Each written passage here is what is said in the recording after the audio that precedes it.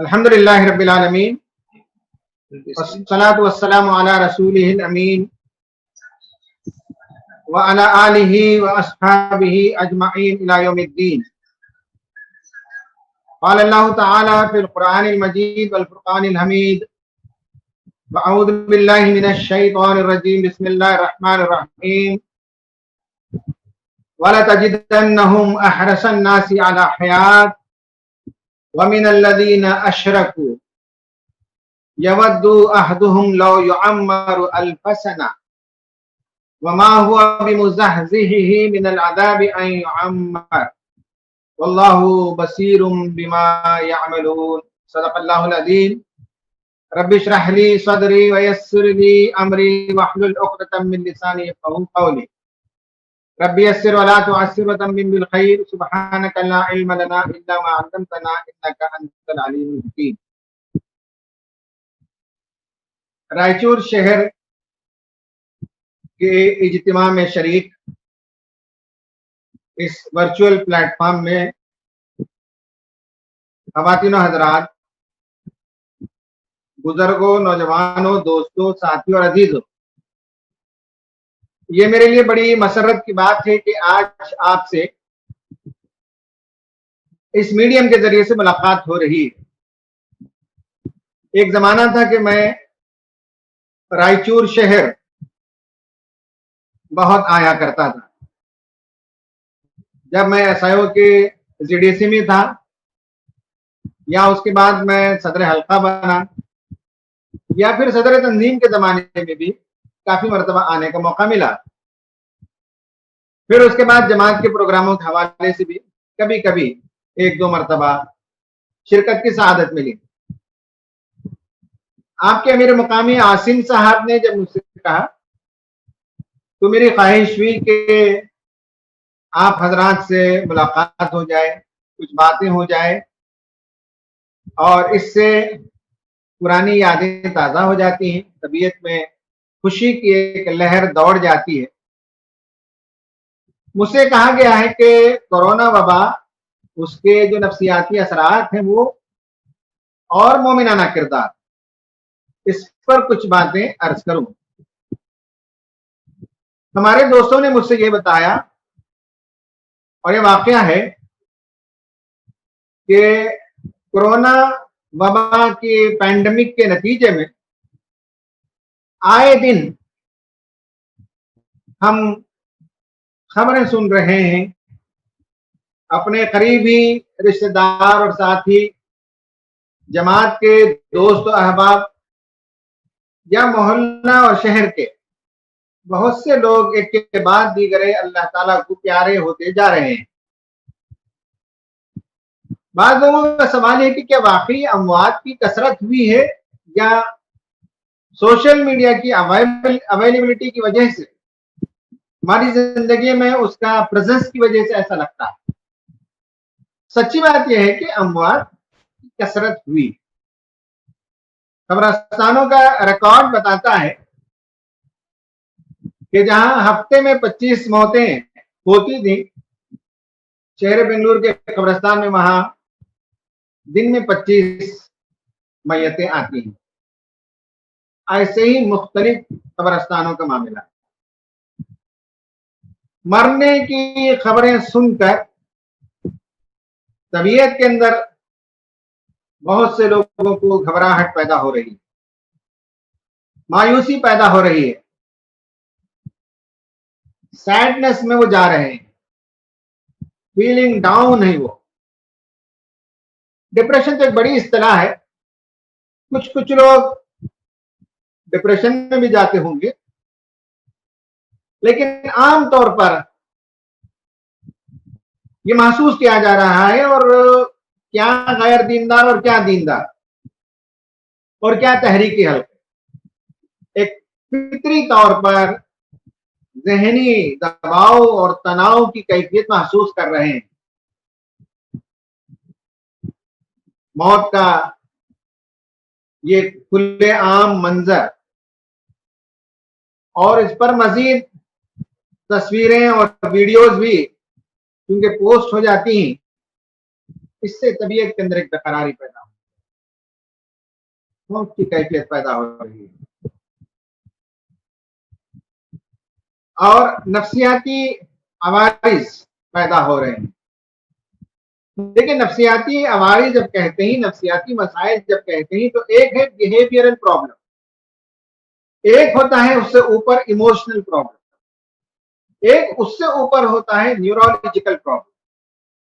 Behavioural problem میں گھر گھر کے اندر کشیدگی ہے، تناؤ ہے، چونکہ لاک ڈاؤن کے نتیجے میں کافی دن سب لوگ گھر کے اندر رہے تو ایک دوسرے کو قریب سے دیکھنا، ایک دوسرے کو ٹوکنا، ایک دوسرے کے کاموں کی نکیر کرنا، ایک دوسرے پر تنقید کرنا، یہ بیہیویئرل ایشو ہے۔ بچے جن کی آزادی سلب ہو گئی، ان کی طبیعت کے اندر شرارت ہوتی ہے، لیکن گھر کے اندر رہنے کے نتیجے میں وہ ہمیشہ گویا کہ 24/7 ماں باپ کی آنکھوں کے کیمرے میں ہیں، اور ماں باپ بہت قریب سے دیکھ رہے ہیں، اور ڈسپلن کا کچھ زیادہ مطالبہ ہے، جس کے نتیجے میں بچوں کے اندر بھی چڑچڑاہٹ پیدا ہو رہی ہے، بیک ٹاک، پلٹ کر جواب دینا، یہ کیفیت پیدا ہو رہی ہے، بدتمیزی بھی ہو رہی ہے۔ یہ سب بیہیویئرل پرابلم ہے جو کورونا کے پینڈیمک نے پیدا کی ہیں۔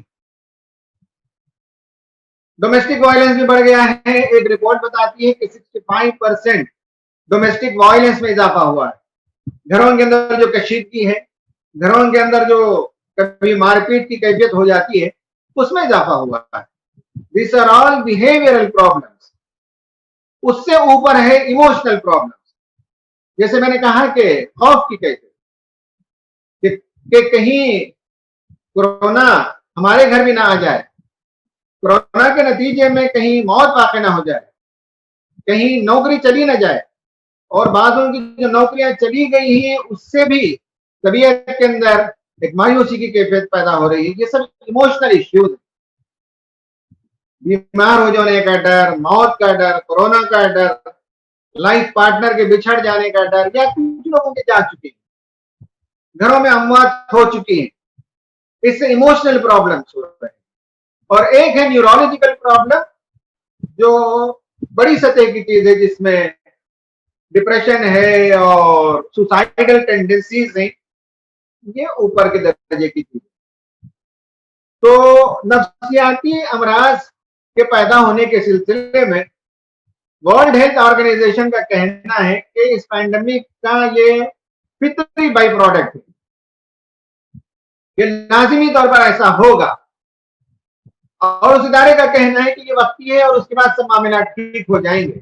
لیکن وقتی ہے کب تک کے لیے ہے، اس کے بارے میں کوئی قطعی بات نہیں کہی جا سکتی۔ البتہ ماہرین کہتے ہیں کہ کورونا کی جو وبا ہے وہ دسمبر 2021 تک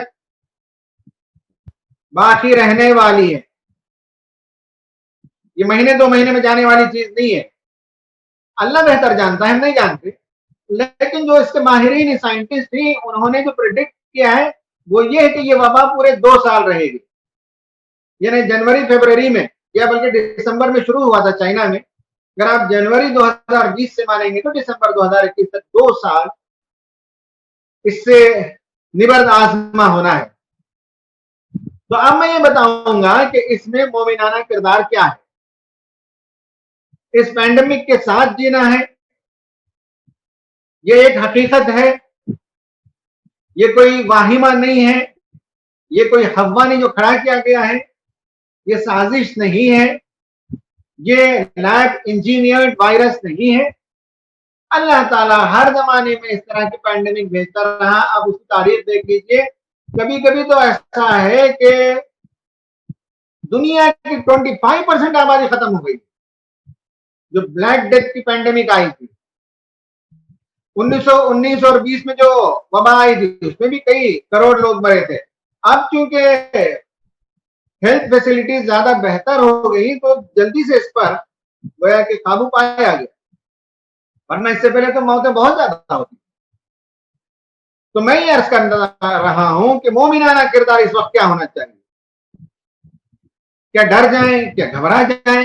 نہ چاہتے ہوئے بھی طبیعت کے اندر ایک بے قراری کی کیفیت، ایک اضطراب کی کیفیت، ایک بے چینی کی کیفیت، کاموں میں آمادگی کا محسوس نہیں ہونا، بجھا بجھا سا ہے، طبیعت ادھر نہیں آتی، کام کرنے کے لیے آمادگی نہیں ہوتی، یہ لوگوں کی شکایتیں ہیں۔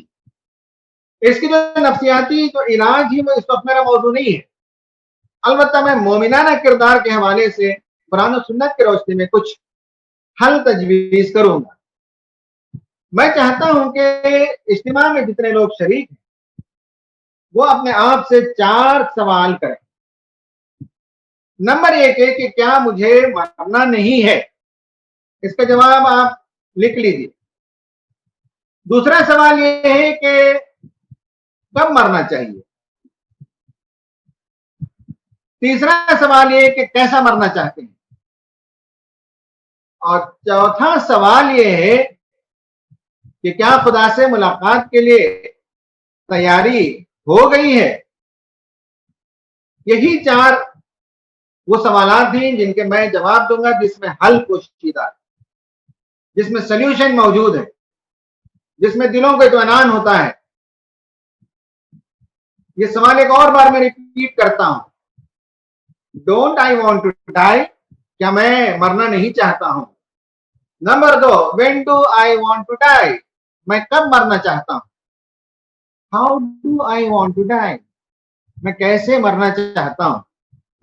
am I prepared to face my death، کہ کیا میں اپنی موت سے ملاقات کے لیے یا خدا سے ملاقات کے لیے یا خدا کی طرف چلنے کے لیے تیار؟ ان 4 سوالات کے جواب میں انشاءاللہ مومنانہ کردار ابھر کر سامنے آئے۔ کیا مجھے مرنا نہیں ہے؟ اس سوال کا جواب لازماً اب آپ یہ دیں گے کہ ہاں مرنا ہے۔ کس کو انکار ہے موت سے؟ کون بچا ہے؟ دنیا میں جو بھی آیا ایک نہ ایک دن اسے جانا ہے، تو کیا مجھے نہیں مرنا ہے؟ اس کا جواب ہے کہ ہاں مجھے مرنا ہے۔ لیکن پھر ڈرتے کیوں؟ ڈرنا کس کی خصلت ہے؟ قرآن نے بتایا کہ یہودیوں کی یہ خصلت ہے۔ نبی صلی اللہ علیہ وسلم جب اسلام کی دعوت دیتے تھے تو آپ صلی اللہ علیہ وسلم کی دعوت کو ماننے کے لیے تیار نہیں تھے، کہتے تھے سمعنا واطعنا، ہم نے سن لیا، لیکن اس کے بعد وہ اطاعت نہیں کرتے تھے۔ قرآن نے ان پر نکیر کی ہے کہ یہ سنتے ہی لیکن یہ اطاعت نہیں کرتے۔ اور قرآن نے یہ بتایا قالوا سمعنا وعصینا، ان سے کہا جاتا تھا کہ سمعنا واطعنا کہو، تو وہ کہتے تھے سمعنا وعصینا، ہم نے سنا اور ہم نے انکار کیا۔ اس کا مطلب یہ ہے کہ ہم نے سنا، وہ کانوں سے کہتے ہیں سنتے اور زبان سے کہتے ہیں کہ ہم نے سنا، لیکن عملاً وہ اسلام کے نے کہا وہ قلوبہم العجل بکفرہم، غور سے دیکھیے الفاظ، وَأُشْرِبُوا فِي قُلُوبِهِمُ الْعِجْلَ، اشربو کا مطلب انہیں پلایا گیا ہے، ان کے دل کو پلایا گیا ہے۔ کیا پلایا گیا؟ گائے کی اور بچڑے کی محبت، گائے اور بچڑے کی محبت ان کو پلا دی گئی ہے۔ وہ کہ جب آدمی کسی جیسے پینا پلانا کہتے ہیں تو نشے کے عالم میں چلا جاتا ہے، نشہ طاری ہو جاتا ہے، تو ان پر بچڑے کی محبت باقی ساری چیزوں پر حاوی اور اس نشے میں وہ چور تھے۔ سوال یہ ہے کہ موت کیا مجھے نہیں مرنا ہے؟ یس مرنا ہے، تو اس وقت کس نشے میں؟ کیا پلایا گیا ہے؟ ان کو تو گائے کی محبت پلا دی گئی، ان کے دلوں کے اندر وہ محبت بس گئی، انہوں نے کوئی نیک عمل نہیں کیا، انہوں نے توحید پر کچھ کام نہیں کیا، اس لیے وہ خدا سے ملنے کے لیے تیار نہیں۔ رسول اللہ نے مباہلے کی دعوت دی۔ مباہلے میں معلوم ہے کہ کہیں کہ میرا موقف صحیح ہے اور اگر میرا موقف غلط ہے تو موت آئے مجھے، لعنت ہو مجھ پر، ہلاک ہو جائیں میں اور میری بیوی اور میرے بچے۔ یہ مباہلے کی دعوت دی۔ قل ان کنتم تحبون، کہا کہ قل کہو کہ اگر تم واقعی جس چیز کا دعویٰ کرتے ہو، قل ان کانت لکم الدار الاخرہ، کہ اگر تمہارے لیے دار آخرت ہے یقینی، تو کہا کہ قل ان کانت لکم الدار الآخرۃ عند اللہ خالصۃ من دون الناس، لوگوں کو نہیں صرف تمہارے لیے آخرت کی کامیابی ہے، تو قرآن نے کہا فتمنوا الموت ان کنتم صادقین، موت کی تمنا کرو، یہ مباہلے کی دعوت تھی۔ قرآن نے کہا ولا یتمنونہ ابدا بما قدمت، نہیں ہرگز موت کی تمنا نہیں کریں گے، ڈر جائیں گے، مریں گے نہیں۔ کیوں؟ اس لیے کہ خدا سے ملاقات کے لیے تیاری نہیں کی، خدا سے ملیں گے تو کیا منہ دکھائیں گے، کیا جواب دیں گے؟ تو کیا مجھے نہیں مرنا ہے؟ ہاں یہودی کہتا ہے کہ مجھے نہیں۔ قرآن نے یہ بھی کہا کہ ان میں سے بعض لوگ ہیں جو چاہتے ہیں کہ ان کو 1000 برس کی زندگی ملے، وَلَتَجِدَنَّهُمْ أَحْرَصَ النَّاسِ عَلَىٰ حَيَاةٍ، ان کو تم دنیا پر فریفتہ، زندگی پر فریفتہ پاؤ گے۔ وَمِنَ الَّذِينَ أَشْرَكُوا، مشرکوں سے بھی زیادہ زندگی کی تمنا کرنے والے، کتنا چاہتے ہیں؟ يَوَدُّ أَحَدُهُمْ لَوْ يُعَمَّرُ أَلْفَ سَنَةٍ، ان میں ایک بندہ چاہتا ہے کہ 1000 برس کی زندگی مل جائے۔ سوال ہے کہ کیا آپ 1000 برس جینا چاہتے ہیں؟ کیا نہیں مرنا چاہتے؟ قرآن نے کہا 1000 برس بھی جی لیں تب بھی اللہ تعالیٰ کے عذاب سے بچ کر نہیں نکل سکتے۔ مومن کے لیے موت ایک بڑی نعمت، ہم اس دنیا میں آئے، بے شمار ہماری خواہشات ہیں، دنیا دیکھنے کے بعد تمنا ہوتی ہے کہ ہمارا گھر بھی ایسا عالیشان، ہمارے کپڑے بھی ایسے برانڈیڈ ہوتے، ہماری گھڑیاں بھی ایسی عالیشان ہوتی، ہماری کاریں بھی ایسی ہوتی، ہم بھی دنیا کا ٹور کرتے، بہت سی تمنائیں، اور اللہ نے بتایا ہے دنیا کو اتنی خوبصورت بنا کر۔ لیکن موت کے بارے میں مومن کا آئیڈیا ویری کلیئر اور پرفیکٹ ہے کہ یہاں تمام خواہشیں پوری نہیں ہوتی، تمام خواہشات کو پورا کرنے کا جو کام ہے وہ آخرت کے بعد ہے، جنت میں ساری چیزیں ہیں۔ وَلَكُمْ فِيهَا مَا تَشْتَهِي أَنفُسُكُمْ وَلَكُمْ فِيهَا مَا تَدَّعُونَ، تم جس چیز کی بھی تمنا کرو اور جس چیز کی بھی تم پکارو کے لیے پکارو وہ حاضر تمہارے لیے۔ سوال یہ کہ جب پڑھنا ہے تو یہ جو روزانہ خبریں آتی ہیں اس سے دیکھ کر ڈر جائیں، نفسیاتی مسائل کا شکار ہو جائیں، ڈپریشن میں چلے جائیں، اینزائٹی آ جائے، اسٹریس آ جائے، فیئر کے اندر مبتلا ہو جائیں، بجھ جائیں، زندگی کی رونق ختم ہو جائے، نہیں ایسا نہیں ہو سکتا۔ تو پہلے سوال کا جواب یہ ہے کہ یہ یہودیوں کی عادت ہے جو نہیں مرنا چاہتے، ڈرتے ہی مرنے کے لیے، مشرکین ڈرتے ہی مرنے کے لیے۔ وینیزویلا کا صدر شاویز کی جب موت ہوئی، کینسر میں تھا، تو آخر وقت میں وہ کہتا تھا کہ I don't want to die, please save me، doctor سے کہتا تھا I don't want to die, please save me، میں مرنا نہیں چاہتا، مجھے بچا لو، مجھے بچا لو۔ مرنا تو ہے کہ نہیں۔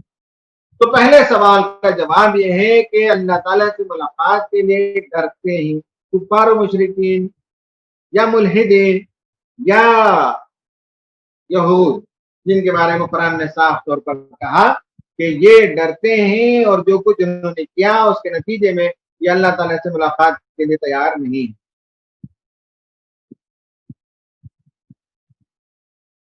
اب دوسری بات، دوسرا سوال یہ ہے کہ کب مرنا چاہتے، یہ بھی سوال ہے۔ مومنانہ کردار یہ ہے کہ موت کے لیے وہ ہمیشہ آمادہ رہتا ہے، موت کے لیے وہ تیار رہتا ہے، لیکن سوال نہیں کہ کب مرنا چاہتے ہیں، یہ سوال کا جواب آپ ڈیزائن کیجیے کہ ڈیزائنر ڈیتھ، آپ اپنے موت کو ڈیزائن کیجیے، آپ اپنے گھر کو ڈیزائن کرتے ہیں، آپ اپنے کپڑوں کو ڈیزائن کرتے ہیں، چاہتے ہیں کہ میں ایسا لگوں، میری ٹوپی ایسی ہو، میرا کپڑا ایسا ہو، ہر چیز کو آپ ڈیزائن کرتے ہیں، آپ کیسی موت چاہتے ہیں، کب مرنا چاہتے ہیں، پہلے یہ طے کریں پھر کیسے مرنا چاہتے ہیں۔ 60 سال میں مرنا چاہتے ہیں، 70 میں، 80 میں، 90 میں، 100 میں، کب؟ یہ سوال ہے۔ جانا تو اللہ کے پاس، ملاقات تو کرنی ہے، تو کب مرنا ہے یہ آئیڈیا ہمارا کلیئر ہو جائے تو انشاءاللہ ہم موت سے اور موت کی خبروں کو پڑھ کر ڈریں گے۔ میرا ایک جواب ہے، کب مرنے سے مراد ڈیٹ نہیں ہے، 50 سال کی عمر میں، 60 سال کی عمر میں، 70 میں مرنا چاہتا ہوں، ڈیتھ کے لیے آپ ڈیٹ نہ طے کریں، جب آئے گی تب آئے گی، لیکن کب مرنے کے سلسلے میں ایک بات آپ سمجھ لیجیے کہ انسان، دنیا میں بہت سے لوگ سب آتے ہیں اور سب مرتے ہیں، لیکن دنیا میں کم لوگ ہیں جو حقیقی زندگی جیتے ہیں۔ जानवरों की जिंदगी तो सब जीते हैं, लेकिन हकीकी जिंदगी, कामयाब जिंदगी, मोमिनाना जिंदगी, बामकसद जिंदगी, ये कुछ ही लोगों के हिस्से में आती है। कब मरना है? उस वक्त मरना है जब मैं अपने हिस्से का काम कर दूं। क्या काम करना है ये तय करें, आपका कितना हिस्सा है ये तय करें। जब वो काम हो जाए तो फिर जाने के लिए तैयार होना चाहिए। क्या काम करके जाना चाहिए? बच्चों की तालीम हो जाए, ठीक है। बेटियों की शादी हो जाए, ठीक है। पैसे वाला हो जाऊं, घर वाला हो जाऊं, इससे क्या करना है? आप ये बताइए कि कब मरना चाहते हैं? क्या वो काम है जो पेंडिंग है वो हो जाए तो जाना है? दुनिया में बहुत से लोग बहुत कम उम्र में चले गए, कोई 25 में चला गया, लेकिन मैथमेटिक्स के ऐसे ऐसे फॉर्मूले हल करके चला गया जो 300 साल तक वो चैलेंज ही नहीं हुए। अलेक्जेंडर द ग्रेट दुनिया के एक बड़े हिस्से पर कब्जा करके चला गया, 33 बरस की उम्र में उसकी मौत वापस। टर्की में गया तो मैंने देखा कि उस वक्त वर्ल्ड वॉर 1 के आसपास में टर्की का कुछ हिस्सा रशिया ले रहा था, टर्की का कुछ हिस्सा फ्रांस ले रहा था, टर्की का कुछ हिस्सा जर्मनी ले रहा था। तो तुर्क बहसत कौम, तुर्क बहसत एक मुल्क दुनिया के नक्शे से मिट रहा था। उस जमाने में कमाल अतातुर्क उभरा। उसके बहुत से इक़दाम से आप इख्तिलाफ कर सकते हैं, लेकिन उसने उन सब से लड़कर उसकी सालिमियत को बाकी रखा और बचाया। आज तुर्की में जो कुछ हो रहा है उसमें अतातुर्क का एक बहुत बड़ा हिस्सा यह है कि उसने तुर्क कौम को बचाया, तुर्की को बचाया, उसकी सालिमियत को बचाया, बहुत बड़े कारनामे अंजाम दिए। 55-56 साल की उम्र में दुनिया से चला।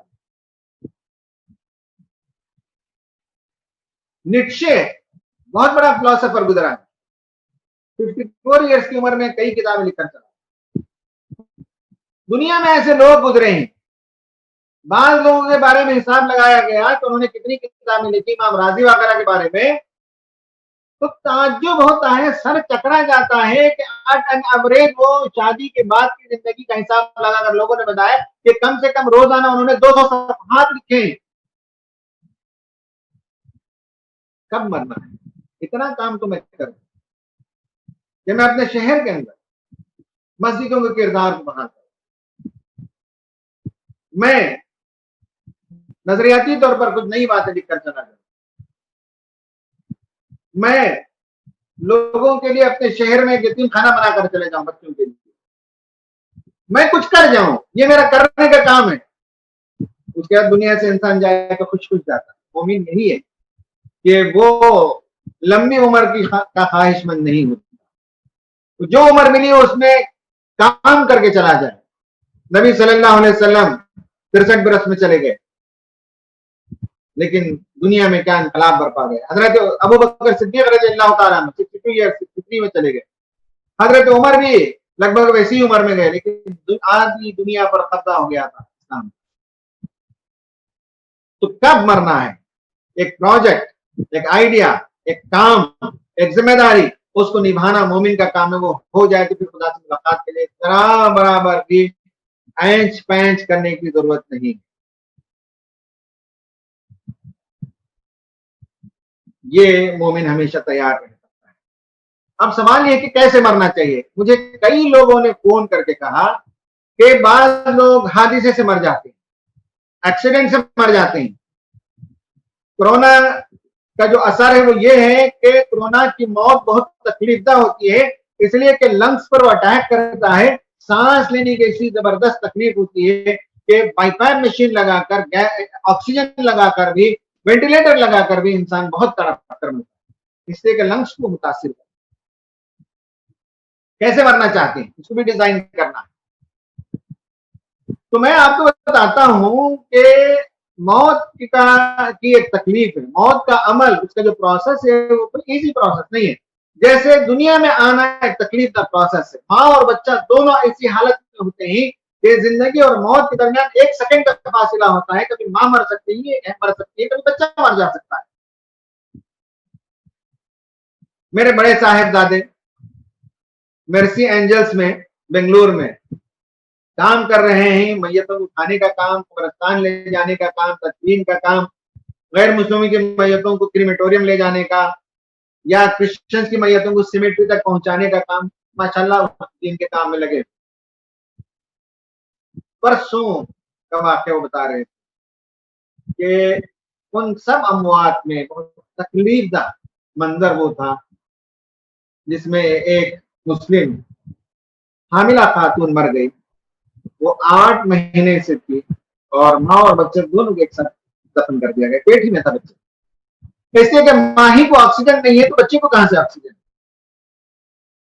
تو بہرحال ایک تکلیف کا معاملہ ہے دنیا میں آنے کا بھی اور دنیا سے جانے کا بھی ایک تکلیف کا معاملہ. میں بھی یہی سمجھتا تھا کہ اللہ تعالیٰ سے آسان موت مانگی, لیکن میں نے جب تلاش کیا تو مجھے نہیں ملا کہ اللہ تعالیٰ مجھے آسان موت دے. اللہم اعنی علی غمرات الموت و سکرات الموت. اے پروردگار مجھے موت کی سختیوں میں اور موت کی بے ہوشی میں میری مدد پر. یعنی یہ ہے کہ یہ غمرات اور سکرات کا آنا, یہ موت کی سختیوں کا آنا اور موت کی بے ہوشی کا آنا ایک ایسا عمل ہے جس سے کسی انسان کو مفر. نبی صلی اللہ علیہ وسلم بی بی عائشہ صدیقہ رضی اللہ تعالی عنہ کی گود میں اپنا سر رکھے ہوئے تھے اور آخری وقت آپ کا اسی پوزیشن میں آیا. آپ کی تکلیف کو دیکھ کر آپ کی لخت جگر فاطمہ نے پوچھا کہ ابا کیا ایسی سختی سب کو ہوگی؟ کہا ہاں, اور تمہارے باپ کے لیے سختی کے بعد آرام ہی آرام. بی بی عائشہ صدیقہ رضی اللہ تعالی عنہ ان سے کئی حدیثیں اس سلسلے میں مروی ہیں. اس میں فرماتی ہیں کہ رسول صلی اللہ علیہ وسلم کی موت کی جو شدت میں نے دیکھی, اس کے بعد میں نے کسی کی جان آسانی سے نکلنے پر میں نے رشک نہیں کیا. کسی کی جان آسانی سے نکل جائے تو ہو جائے, لیکن میں نے اس پر رشک نہیں کیا, اس لیے کہ نبی صلی اللہ علیہ وسلم کی موت کو میں نے دیکھا کہ کس سختی کے ساتھ آپ اس دنیا سے گئے. اور محدثین نے لکھا ہے کہ اس سے معلوم ہوتا ہے کہ موت کی سختی پر, موت کی سختی سے یہ نہیں معلوم ہوتا یا موت آسانی سے نکلنے سے یہ نہیں معلوم ہوتا کہ بندہ کس درجے کا. کسی کے درجات کو اس سے متعین نہیں کیا جا سکتا. جب رسول صلی اللہ علیہ وسلم کو موت کی سختی تھی تو ہمارا اور دوسروں کا کیا شمار ہے, تو اس سے انسان کے درجات کا اندازہ نہیں لگایا جا سکتا. بی بی عائشہ صدیقہ سے ایک اور حدیث مروی ہے. پہلی حدیث جو میں نے سنائی وہ امام البانی نے اسے صحیح حدیث کہا ہے, ترمذی کی. دوسری حدیث جو میں آپ کو سنا رہا ہوں وہ سنن نسائی کی ہے. اس میں بی بی عائشہ فرماتی ہیں رسول صلی اللہ علیہ وسلم کی جب وفات ہوئی تو اس وقت آپ کا سر مبارک میری پھٹری اور پھوڑی کے درمیان تھا. آپ کو دیکھنے کے بعد کبھی کسی کی موت کی سختی مجھے ناگوار نہیں لگتی. اس میں شرح میں لکھا ہے کہ موت کی سختی ہونے کی دلیل یہ نہیں ہے کہ انسان برا تھا یا اچھا تھا, بلکہ موت کی سختی مومن کے گناہوں کا کفارہ بنتی ہے. یہ لوگوں نے لکھا ہے. ایک اور حدیث بی بی عائشہ صدیقہ سے ہے اور مشکات میں یہ حدیث ہے, حضرت صلی اللہ علیہ وسلم کی موت کی سختی دیکھی تو وہ آرزو باقی نہ رہی, بلکہ اب میں نے یہ سمجھ لیا ہے کہ اخروی سعادت و بھلائی موت کی سختی میں ہے, موت کی آسانی میں نہیں ہے. بی بی عائشہ صدیقہ فرماتی ہیں کہ میں نے یہ سمجھ لیا کہ جب موت کی سختی آتی ہے تو اس میں جو ہے ایک بندے مومن کی اخروی سعادت کی علامت ہے, بھلائی کی نشانی ہے, اور موت کی آسانی میں نہیں ہے. میں نے یہ سمجھ لیا. یہ آپ نے ایسا سمجھ. کیسے مرنا ہے اس پر میں بات کر رہا ہوں کہ دو حدیثیں ہیں, دونوں اپیرنٹلی کانٹرڈکٹنگ ہیں. دو حدیثیں آپس میں متضاد نظر آتی ہیں. ایک حدیث میں اللہ کے رسول نے فرمایا کہ پروردگار میں دب کر مرنے سے، ڈوب کر مرنے سے، گر کر مرنے سے، جل کر مرنے سے تیری پناہ چاہتا ہوں. اور اس کے آخر میں یہ بھی کہا کہ میدان جہاد سے فرار ہو کر مرنے سے بھی میں تیری پناہ چاہتا ہوں. تیری پناہ چاہتا ہوں اس موت سے بھی کہ آخری وقت میں شیطان آئے اور ورغلا دے. یہ آپ نے بتایا. اس میں سوال یہ ہے کہ ڈوب کر مرنے، جل کر مرنے، گر کر مرنے. بعض لوگ پوچھتے ہیں جب ایسی موت واقع ہو جاتی تو کیا یہ اچھی موت بری موت؟ میں نے ابھی بتایا کہ موت جیسے بھی آئے اچھی اور بری کا اندازہ اس سے نہیں لگا سکتے. بندہ اچھا تھا کہ برا تھا اس سے اندازہ نہیں لگایا جا سکتا. گندے لوگ، ظالم لوگ، برے لوگ بہت ہی پرسکون موت مر جاتے ہیں، اور دین کے دائی اور بڑے بڑے جو جلیل القدر لوگ گزرے ہیں وہ سختیوں میں گزرے ہیں، مشکلات کی موت آئی ہے. تو اس لیے موت کیسے آتی ہے اس پر کسی بندے کی اخروی نجات یا اخروی منزل کا اندازہ نہیں لگایا جا سکتا. البتہ یہ بات سمجھ لیں کہ دونوں چیزیں کنٹراڈکٹنگ، اس کے میں نے کہا کہ ایک طرف تو رسول اللہ نے گر کر مرنے، جل کر مرنے، ڈوب کر مرنے، دب کر مرنے سے پناہ مانگی، اور دوسری طرف ایک حدیث ہے ایسی اس قسم کی کئی حدیثیں ملتی ہیں جس میں آپ نے پوچھا، آپ صلی اللہ علیہ وسلم عیادت فرمانے کے لیے حضرت عبادہ بن صامت کے گھر گئے. وہاں بات چلی تو آپ صلی اللہ علیہ وسلم نے پوچھا کہ میری امت کے شہید کون ہیں؟ لوگوں نے کہا کہ جس پر مصیبتیں ہیں اور صبر سے مر جائے.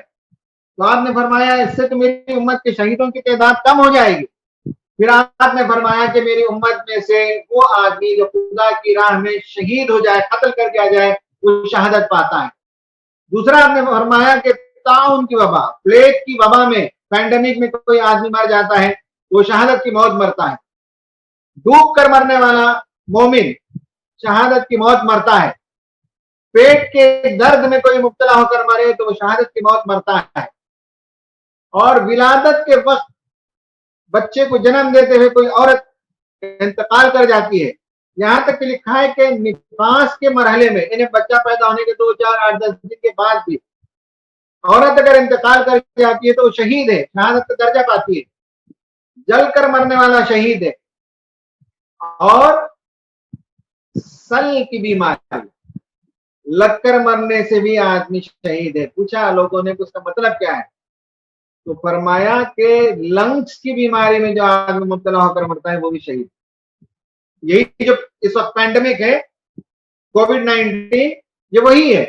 تو اب معلوم ہوا کہ دراصل بعض اموات وہ ہیں جس میں شوق ہے، اس لیے اللہ کے رسول نے کہا اس سے بچا مجھے. لیکن اس کا مطلب نہیں کہ وہ خراب موت ہے. ان میں سے بعض اموات تو وہی جو شہید کی موت ہے، دب کر مرنا، جل کر مرنا، ڈوب کر مرنا، کئی چیزیں آ گئی. یہاں تک کہ لنگس کی بیماری میں جو آدمی مبتلا ہو کر مرتا ہے وہ بھی شہید ہے. یعنی بعض چیزیں شوکنگ تو ضرور ہیں، لیکن اس میں ایک بندہ مومن کے لیے شہادت کا درجہ وہ شہید. تو اب آخر بات، چوتھا سوال یہ ہے کہ کیا تیاری ہو گئی؟ تیاری کرنی چاہیے. میں نے پہلی بات کہی کیا مجھے نہیں مرنا ہے؟ مرنا ہے. کب مرنا ہے؟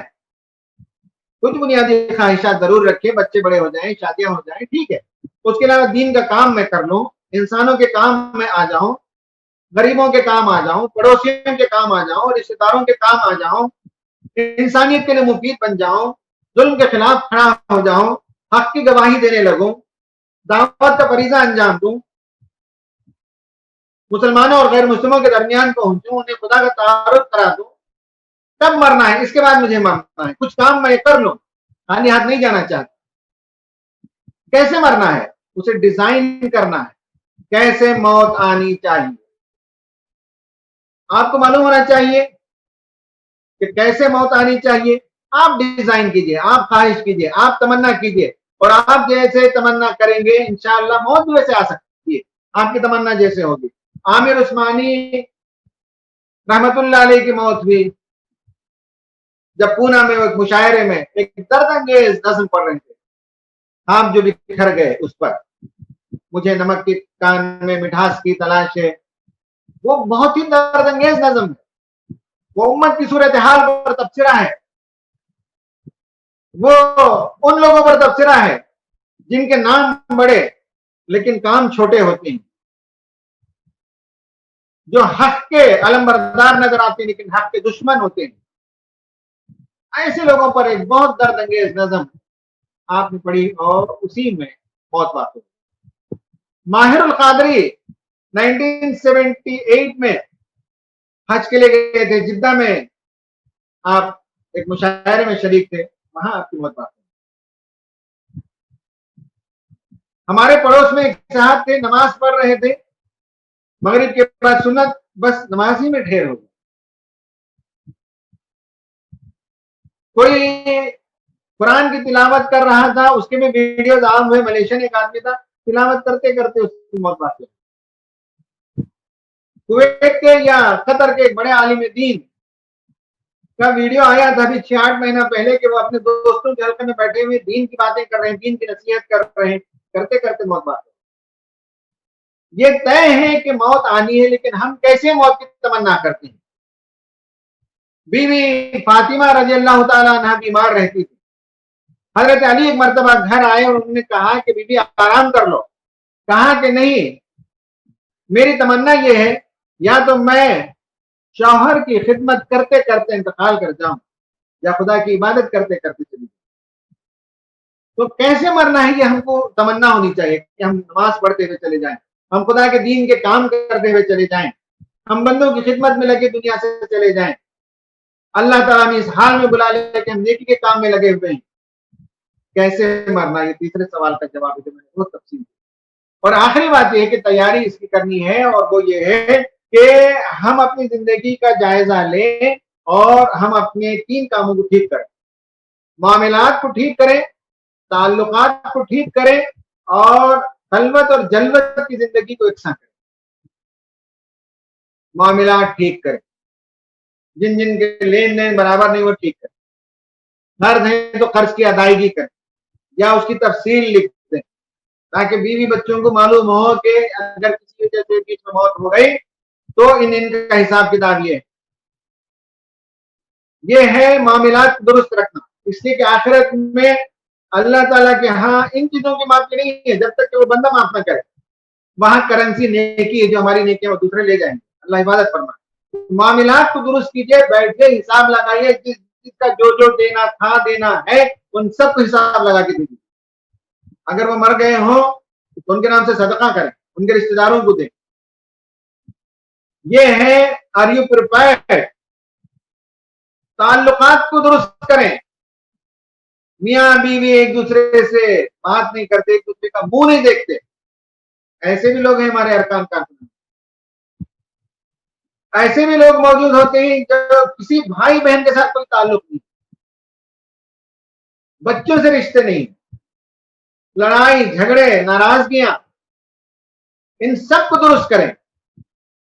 یہ جو پینڈیمک پھیلی ہوئی ہے اس کا پیغام ہے کہ بی پریپیئرڈ، اور پریپریشن کی شروعات معاملات کو درست کرنا ہے، تعلقات کو درست کرنا ہے، معافی مانگنی ہے، سب کو معاف کرنا ہے۔ اس کا یہ مطلب نہیں کہ جنہوں نے ہم کو تکلیف دی یا جو نیگیٹو پیپل نہیں ان سے ہم دوستی کر لیں، نہیں، ان کو معاف کر دیں لیکن دور رکھیں۔ جو نیگیٹو پیپل نہیں، جو وہ لوگ ہیں جن سے ملنے سے شخصیتیں ہماری مجروح ہوتی ہیں، ذلیل و رسوا کرتے ہیں، لیٹ ڈاؤن کرتے ہیں، ایسے لوگوں کو دور رکھنا ضروری ہے، لیکن کسی کے بارے میں دل میں کوئی گرج نہیں ہونا چاہیے۔ سب کو معاف کریں آج کے رات۔ یہ ہے تعلقات کو درست کر کے جانا۔ اور آخر میں زندگی ایک بنائیں، پرائیویٹ زندگی، پبلک زندگی، پرسنل لائف، ان سب میں بہت گڑبڑ ہے۔ باہر کچھ اور نظر آتے ہیں، اندر کچھ اور ہوتے ہیں، جماعت میں کچھ اور ہوتے ہیں، گھر میں کچھ اور ہوتے ہیں، دوستوں کے ساتھ کچھ اور ہوتے ہیں، بچوں کے ساتھ کچھ اور ہوتے ہیں، تنہائی کی زندگی کچھ اور ہوتی ہے، اجتماعی زندگی کچھ اور ہوتی ہے۔ سب کو ایک ساتھ کے برابر کی، ہر جگہ خوف خدا رولنگ پرنسپل ہو، تقوی کی بنیاد پر لوگوں سے معاملہ ہو، خدا کا ڈر موجود ہو، خدا کی محبت موجود ہو، زندگی کو ٹھیک ٹھاک کریں، درست کریں۔ یہ اگر ہم نے کیا تو تیاری کی شروعات ہے۔ اور آخر بات عرض کرتا ہوں مومنانہ کردار میں کہ موت، نبی صلی اللہ علیہ وسلم نے یہ دعا سکھائی ہے، اللهم اصلح لي ديني الذي هو عصمة امري واصلح لي دنياي التي فيها معاشي واصلح لي آخرتي التي فيها معادي واجعل الحياة زيادة لي في كل خير واجعل الموت راحة لي من كل شر. پروردگار اگر مجھے دنیا میں زندہ رکھنا ہے تو میرے خیر میں اضافہ فرما، نیکی میں اضافہ فرما، بھلائیوں میں اضافہ فرما، اور مجھے دنیا سے اس وقت اٹھا لے جب دنیا میں میرا جینا میرے لیے شر کا باعث ہو، اب اس میں کوئی خیر نہ ہو، بھلائی نہ ہو، تو اس وقت مجھے اٹھا۔ اور آپ نے یہ دعا کی اور آپ نے بتایا کہ بندہ مومن کے لیے سب سے اس کی زندگی کا بہترین دن وہ دن ہے جس دن وہ اپنے رب سے ملاقات کرتا ہے۔ خدا سے ملاقات سے بہتر دن، اس سے زیادہ خوشگوار دن، اس سے زیادہ کامیاب دن اور کیا ہو سکتا ہے؟ جب خدا کے حضور روح کو پیش کیا جائے تو اللہ تعالیٰ پوچھے گا کون بندہ آیا؟ فرشتے دنیا میں اس کا جو سب سے بہترین نام، اس نام کے ساتھ لوگ یاد کریں، بولیں گے وہاں، تو اللہ تعالیٰ ان کے بارے میں کہے گا کہ اچھا وہ الین میں ان کا دفتر رکھ دوں اور ان کو وہاں پہنچے۔ اللہ سے ملاقات سے بہتر زندگی کا کوئی دن تصور نہیں کیا جا سکتا۔ مومن ان سب چیزوں سے ڈرتا ہے۔ تو میری بات مکمل ہو گئی، میں نے 4 سوالات کھڑے کیے، 4 سوالات کے جواب آپ کو دینا ہے اور اس جواب کے سلسلے میں کچھ رہنمائی میں نے کی، اور نفسیاتی طور پر اس سے باہر نکلنے کا یہی طریقہ ہے کہ حقیقت کو تسلیم کریں، فیکٹ کو تسلیم کریں، زندگی کی ناپائیداری کو تسلیم کریں، موت کے بعد کی ایک طویل زندگی کو تسلیم کریں، اور مومن کے لیے سب سے خوشی کا دن ہے موت کا دن، یہ تسلیم کریں، حقیقتوں کو تسلیم کریں۔ مومنانہ کردار یہ ہے کہ تعلقات کو ٹھیک کریں، معاملات کو ٹھیک کریں، اندر اور باہر کی زندگی کو ٹھیک کریں، اور دین کا کام کرتے ہوئے، نماز پڑھتے ہوئے، خیرات کرتے ہوئے، اللہ کے دین کی خدمت کرتے ہوئے دنیا سے چلا جائے۔ عمر کتنی ملی ہے اس سے سوال نہیں ہے، 100 سال کی زندگی پا کر بھی کوئی جہنم میں جاتا ہے تو کیا فائدہ ہے 100 سال کی زندگی؟ کوئی آدمی 30-40 سال کی زندگی پائے لیکن خیر سمیٹ کر جائے، دنیا میں اچھائیاں چھوڑ کر چلا جائے، اس سے بہتر اور کیا زندگی ہو سکتی ہے؟ خواتین و حضرات، ان تمام امور کو سمجھیے، حالات کا مقابلہ ہمیں کرنا ہے اور نڈر اور بے خوف ہو کر دین کی خدمت میں لگنا ہے، انسانیت کی خدمت میں لگنا ہے۔ موت جب آئے گی تب آئے گی، اس کے لیے ہمیں ڈیزائن بھی کرنا ہے کہ کیسی موت جائے تاکہ ہم اس دنیا سے جائیں تو ایک مومن کے حصے سے، کامیاب انسان کے حصے سے جائیں، ایسا انسان جس کے پیچھے صدقہ جاریہ کا ایک بڑا ذخیرہ موجود ہو، ہمارے جانے کے بعد وہ کنٹینیوس نیکیاں ہمارے کھاتے میں آتی رہیں، اس کا انتظام ہم کر کے چلے جائیں۔ بس یہ جو پینڈیمک آئی ہے، یہ وبا جو آئی ہے، اس کا یہی پیغام ہے کہ تیاری کریں۔ اللہ سے دعا ہے کہ اللہ تعالیٰ ہم سب کو اس وبا سے محفوظ رکھے، ہمارے گھر والوں کو اللہ تعالیٰ اس وبا سے، بلا سے محفوظ رکھے۔ اللہم ارفع عنا البلاء والوباء برحمتک ولطفک، اے پروردگار یہ جو وبا اور بلا آئی ہے ہم پر سے اسے اٹھا لے اپنی رحمت کے ساتھ اور اپنے لطف و فضل کے ساتھ۔ آمین۔ وآخر دعوانا ان الحمد للہ رب العالمین۔